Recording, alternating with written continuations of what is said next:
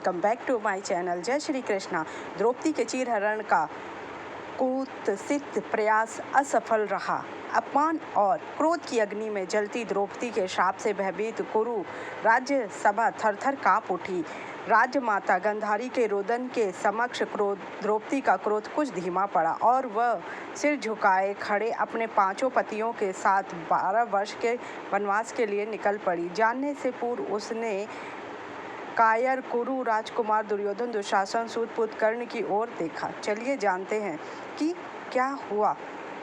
का चीरहरण के बाद कर्ण से मिलने इसलिए गई थी क्योंकि वह अपने अपमान के कारणों को समझना चाहती थी और कर्ण से कुछ प्रश्न पूछना चाहती थी, क्योंकि कर्ण एक दानवीर और महान योद्धा थे और उनके सामने किसी का भी अपमान हो और नारी जाति का अन्याय हो उनसे बर्दाश्त नहीं होता था। तो वो ये जानना चाहती थी कि उनकी ही दोस्त ने, जो उनके प्रिय मित्र थे, उन्होंने उनका उतना बड़ा अपमान किया और उन्होंने स्वयं उनको वेश्या कह के पुकारा। तो चलिए, ऐसा उन्होंने उसके साथ क्यों किया, जबकि द्रौपदी ने तो उनको ऐसा कोई अपमान नहीं किया था। सिर्फ जब उनका स्वयंवर था उन्होंने बस इतना कहा था कि मैं एक सूतपुत्र से विवाह नहीं करूँगी।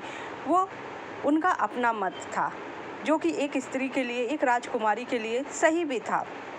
द्रौपदी को यह जानने की उत्सुकता थी कि कर्ण, जो उस सभा में उपस्थित था और दुर्योधन का साथ दे रहा था, ने उस अपमानिक स्थिति में मौन क्यों धारण किया। चीरहरण की घटना। महाभारत के अनुसार युधिष्ठिर के जुए में हारने के बाद दुर्योधन के कहने पर दुशासन ने द्रौपदी का चीरहरण करने का प्रयास किया। उस समय द्रौपदी ने श्री कृष्ण को पुकारा और भगवान ने उनकी लाज बचाई।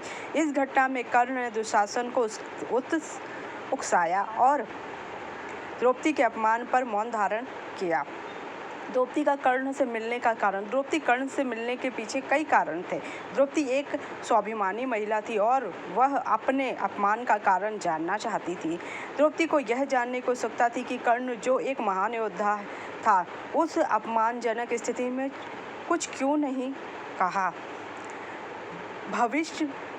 द्रौपदी को यह भी लग रहा था कि महाभारत का युद्ध अवश्य भावी है और वह युद्ध से पहले कर्ण के विचारों को जानना चाहती है। द्रौपदी ने कर्ण से अकेले में मिलकर कुछ प्रश्न किए और कर्ण ने भी अपने मन की बात द्रौपदी को बताई। यह मिलन द्रौपदी के आत्मसम्मान और भविष्य की रणनीति थी।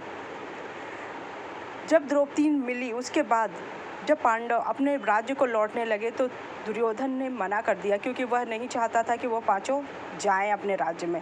5 पतियों के साथ 12 वर्ष के लिए वनवास के लिए निकल पड़ी। जानने से पूर्व उसने कायर कुरु राजकुमार दुर्योधन, दुशासन और सूतपुत्र कर्ण की। दुर्योधन और दुशासन ने चेहरों में विजयी मुस्कान थी, परंतु सूतपुत्र कर्ण का सिर झुका हुआ था। वनवास का 1 माह गुजर चुका है, परंतु क्रोध और अपमान की ज्वाला में जल द्रौपदी के अश्रु निरंतर बहते रहते हैं। पांडव भोजन की व्यवस्था हेतु कहीं दूर वन में निकल चुके हैं। द्रौपदी भोजन बनाने के पानी की कगार लिए संकरी पग डंडी पर चलते हुए घोड़े मार्ग पर निकल आई। सामने से आ रहे रथ को देखकर चौंक पड़ी, परंतु वो अपनी असामान्य चाल से चलती रही। वाला रथ उसके समक्ष आकर रुक गया और रथ सवार रथ से उतरकर उसके समक्ष आया तो द्रौपदी क्रोध से भर उठी, क्योंकि रथ सवार सूतपुत्र कर्ण था। प्रणाम देवी। कर्ण द्रौपदी के समक्ष झुककर बोला, मुझे एक सूतपुत्र का प्रणाम स्वीकार नहीं है। तू इस वन में क्यों आया है? क्या तुझे अपने प्राणों का भय नहीं? मेरे पति तुझे देखते ही मार डालेंगे। द्रौपदी क्रोध स्वर में अपने मार्ग पर आगे बढ़ती हुई बोली। उसने मार्ग पर खड़े होकर उस सूतपुत्र से किसी प्रकार का वार्तालाप स्वीकार नहीं किया। देवी, मैं किसी प्रकार का युद्ध करने नहीं आया हूँ। मैं तो एक नारी के प्रति बोले गए अपने अपमानजनक शब्दों और आपसे क्षमा मांगने आया हूँ। कर्ण के शब्दों में पश्चाताप था। मूर्ख तू, क्या मुझसे ज्ञात नहीं है कि सबसे गंभीर घाव शब्दों के ही होते हैं। मैं तेरे शब्दों से घायल हूँ। सूतपुत्र, तू क्षमा के योग्य नहीं है। बिना कर्ण की और देखे द्रौपदी अपने मार्ग पर बढ़ जाती है। द्रौपदी कहती, मुझे तेरे वेश्या कहने वाले पापी, मुझे तेरी जिह्वा की आवश्यकता नहीं, मुझे तेरे प्रणाम की आवश्यकता नहीं। काट अपना शीश और रख दे इस मार्ग पर, ताकि मैं उसे ठोकर मारकर आगे बढ़ सकूं। तू सूतपुत्र का रक्त और शीश इस मार्ग को अपवित्र करेगा। द्रौपदी ने एक पल रुक कर कहा और पुनः अपने मार्ग को आगे बढ़ गई।